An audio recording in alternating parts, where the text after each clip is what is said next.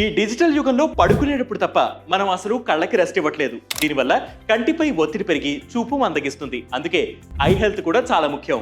మరి కళ్ళు హెల్తీగా ఉండాలంటే ఏం చేయాలి? కంప్యూటర్ ముందు మీరు వర్క్ చేస్తున్నప్పుడు రిలాక్సేషన్ కోసం కళ్ళను అప్పుడప్పుడు బ్లింక్ చేస్తూ ఉండాలి.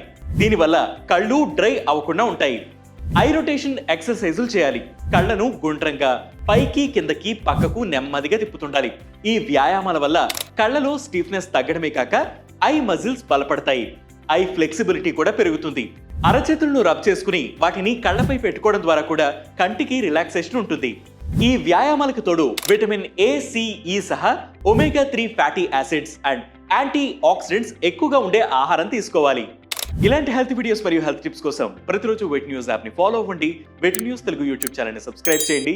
దాంతోపాటు ఈ ఇన్ఫర్మేషన్ ని మీ ఫ్రెండ్స్ అండ్ ఫ్యామిలీ మెంబర్స్ తో షేర్ చేసుకోండి.